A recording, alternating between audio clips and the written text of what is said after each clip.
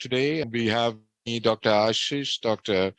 Arvind, my nurses, Frederick in the cath lab, technicians, and we have all our colleagues who are going to do this case with us. Is an interesting gentleman, 56-year-old male who came with non-ST elevation with a trough 1.69 yesterday night. He had a previous angioplasty to the LAD obtuse marginal in 2014 in an outside hospital. We'll show you the angiogram, and what it shows is an in-stent restenosis of the LAD and the OM.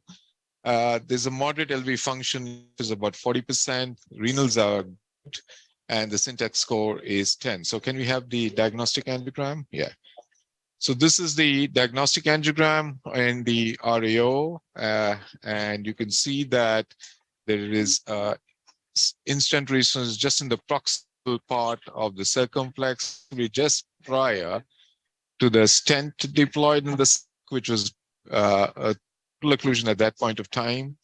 And then we have the neck part, and we had another lesion in the left anteri descending artery distal to the stent in the LAD. The two views show that our plan now is to show you imaging with treatment of the in-stent restenosis, the LAD and marginal in this case, and we will now go live onto the case. The right has some disease. We are not doing anything to that. So if we can go now live to the case, what we've done right now is just cross the LAD and pre-dilated with a balloon in the LAD. So that's a 2.5 or a 3 balloon, 2.5 balloon. So we pre-dilated the LAD in to the maximum stenosis. You can see there is some mild calcium, but the is expanded reasonably well. After which our plan is to do an OCT to show what is happening to the lesion. So just completed the pre-dilatation. We'll now take a picture.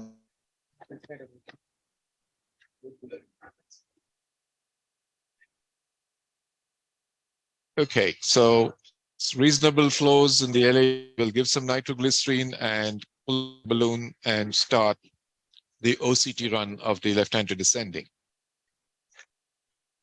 So when you do an in-stent restenosis, the most important thing is when imaging, and why we imaging is for three reasons.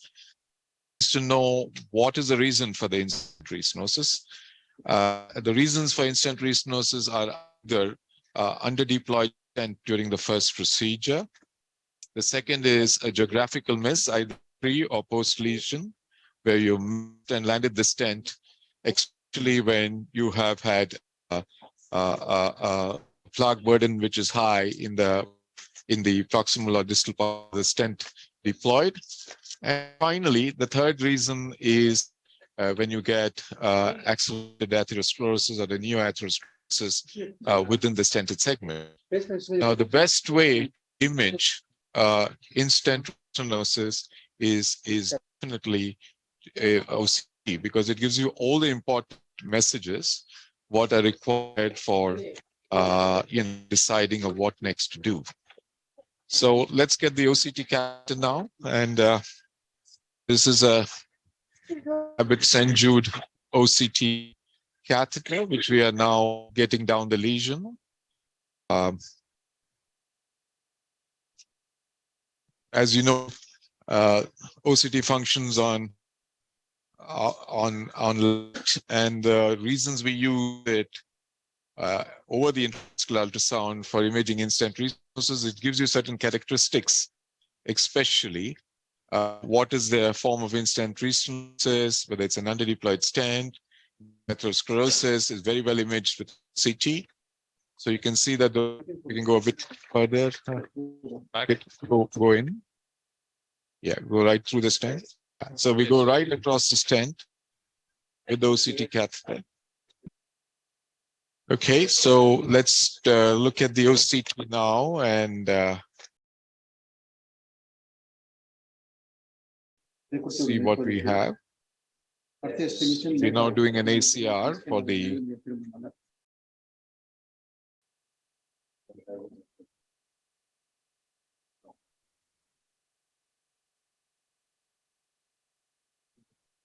Just a,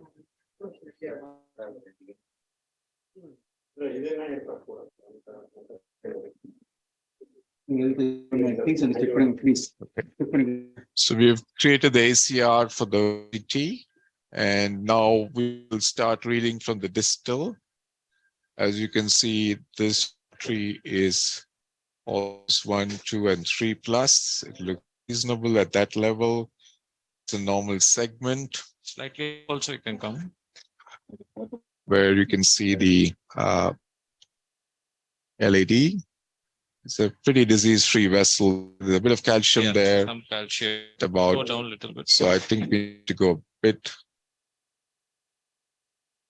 This was the probably. This is possibly the distended area of the balloon. And you can see as you come back that the lumen is small. And a lot of calcium here. And that's stent. So you can see the stented area. So the entire tighter lesion looks just proximal to the stent. The stent looks reasonably deployed. There's a mild intimal hyperplasia in the distal area. As you come forward, the vessel looks good, and the proximal part, left main and LAD looks okay. So I think the lesion seems prominently, Ashish, in the area proximal to the stent. Still to the stent. Sorry, distal stent, and we will now possibly make some measurements. Yeah. So the minimum areas are 1.7 mean diameter, and the max is around 1.8, with the distal vessel size being reasonably good. Which can you come a little bit more? Yeah. So the area lumen area is around 6, and the minimum area is 2.45 and is about 3, and the mean diameter is about 2.79. So probably we can take a 3 millimeter stent up to the distal portion of the LAD stent. Okay, so what we're now going to do is see the distal area is 2.79. Only thing is, should and use the proximal stented area is about 3 millimeters. So we have two options, Ashish. We can either use a 275 or a 3. Can we measure the length from the distal area of the stent to the from the distal end of the stent? Yeah, that's fine. So from the distal end of the stent, you need to measure to the common area. At the diagonal.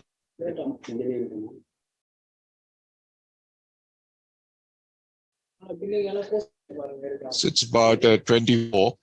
So what we'll do is we predilate it with a 2.5, isn't it? Correct. So let's do a 3.0 in the middle part where the lesion is still underdone. You know, the lesion, and then deploy a 26 stent on it. So give me a 3.0 balloon first. Thank you. So what did the OCT tell us? The OCT told us that we have possibly a geographical miss.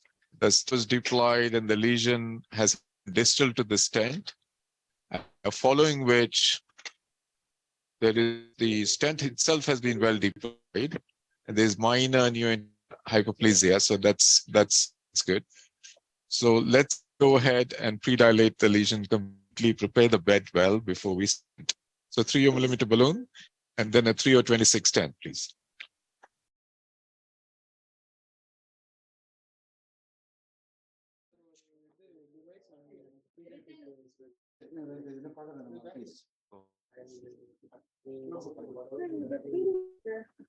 Is it plating nicely? Deflate.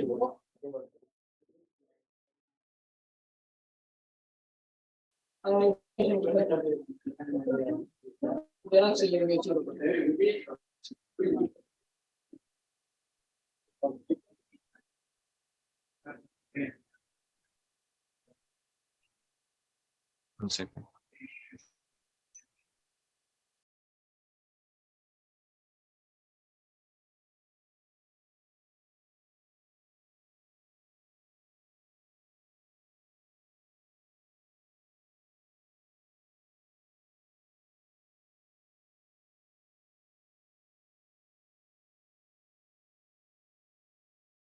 Slow. 4, 6, 8. So we prepared the bed reasonably, get the balloon off, and then we get 326 stent in. Okay, so prep the 326 stent, please, sister. 328 signs, please. Yeah. Normal part of the LAD distal to the lesion is at the diagonal. Is it close to the diagonal? Close to the diagonal. So I think we can use that as an angiographic parameter. We can also use the ACR to make that decision. So you can make some measurements and please give it to them, please, from the ACR. Yeah. So we're going to use a 328.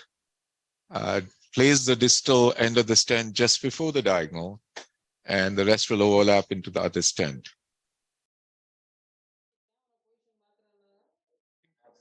Should we? Yeah, we can go a bit down. Yeah, that's good. That looks reasonable. So go up there, please. Yeah. Yeah, go.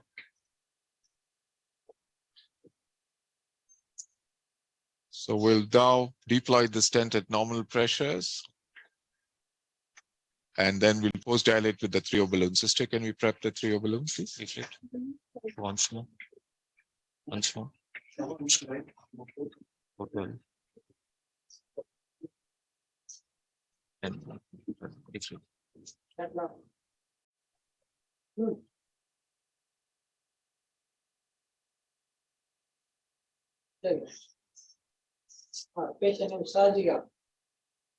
Angiographically, it looks good, but we're going to do a post dilatation at high pressures with the 3O balloon next. And then we'll go down to the OCT and reinterrogate the LAD. 3 balloon.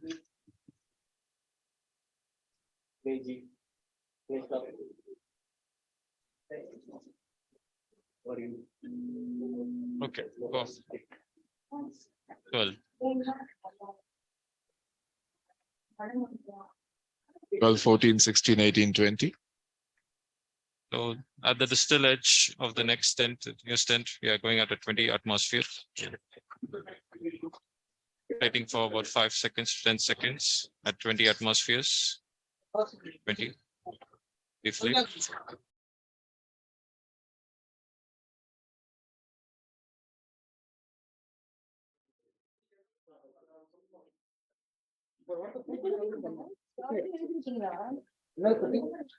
We have inflated the overlapping segment also. Just image it and then take a decision on any further post dilatation if required. So during the OCT, we use a pressure injector always to get good pictures. We always try to use an ACR to measure where we are at. This gentleman has a normal urea creatinine, so we don't need to worry too much about the dye, but try to minimize the dye as much as possible. Okay, that's good. Right, all clear? Okay, that's good.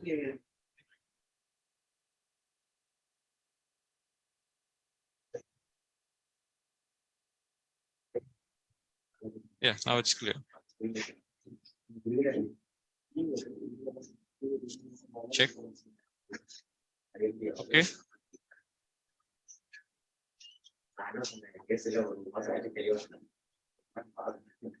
Yeah, I'm done.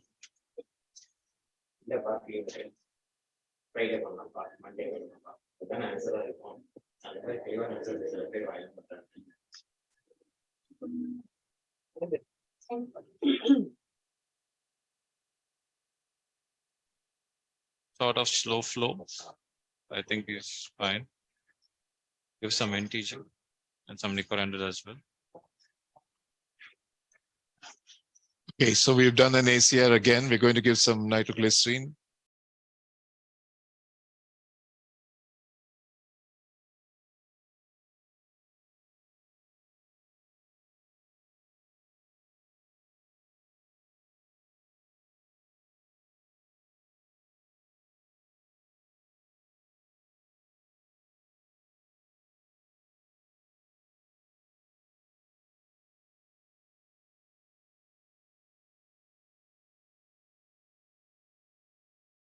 So this is the distal edge of the stent. The beauty of the OCT is that overall expansion, and it all automates with the system. And we do get a reasonably expanded vessel number as well. Now, if you notice, if you take the proximal to the distal segment, the expansion shows about 110% to 119%. As we go up, the distal segment doesn't show any dissection, no thrombus. So we are well to do with the distal portion. So coming to the proximal end, we don't see any malapposition, but coming to the certain areas, there is some sort of little tissue prolapse, probably little thrombus as well. But if you notice, the overall expansion is about 150%. And as you keep coming up, there's some sort of little tissue prolapse, but ideally I won't do anything to this tissue prolapse because it doesn't affect the TV flow as well. Over here, there was a diagonal branch. That's the reason you notice some malapposition. And coming, this is the overlap segment with the previous stent. Could you freeze that, please? Come back. Yeah. This is the overlap segment with the prior stent. Now you notice that some sort of neo-intimal hyperplasia is also there, and but it is reasonably expanded stent. And coming to the upper portion to the previous stent, some sort of little NIH with some little calcium noted, but the lumen size is reasonably good. So ideally, I wouldn't do anything as of now. And the ostium of the LED also looks good. So we are fine with it. I don't think so. We need to expand anything further to this. Okay, thanks, Ashish. So that's a good expansion of the new stent with a good overlap. The recent PCI shows good outcomes on the OCT. So we finish with this, and then we go after the circumflex. So let's now cannulate the circ and wire the circ, and then do similarly. So we will wire into the circ and then have a look with the balloon. Yeah. So the circ was proximal to the previous stent, while the LED was distal. So now we are wired into the circ and into the OM. And we're going to use a 3 millimeter balloon just like last time to predilate, please. So this 2.5 balloon, please. Had a very short left main. Ideally, in radial, we have some difficulties, but I had taken a backup guide from the Thermo, and it is a 3.0 so that you can easily engage the LED and the LCX as well. So it just need little anti-clockwise direction and you face into the LCX. So I didn't have any difficulty in accessing the LCX with this guide as well. So we do a similar plan on the circ. So we got a 2.5 balloon to predilate the circ. Some difficulty going down that bend. So we may have to, and this is the previous balloon. So it's once open balloon in the LED.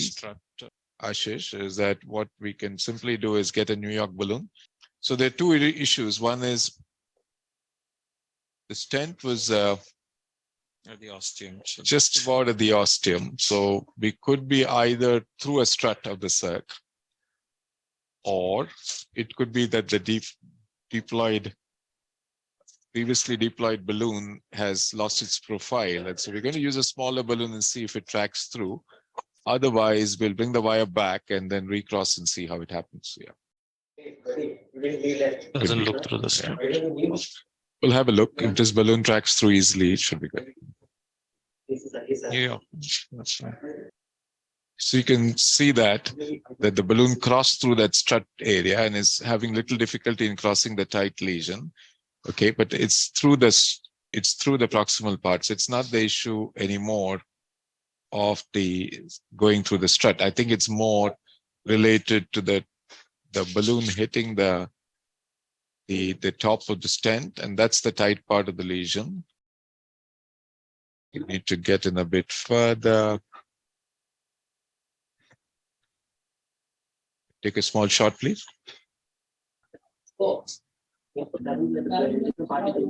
So it doesn't seem to be the tight part of the lesion. It seems to be some point where the balloon is hitting.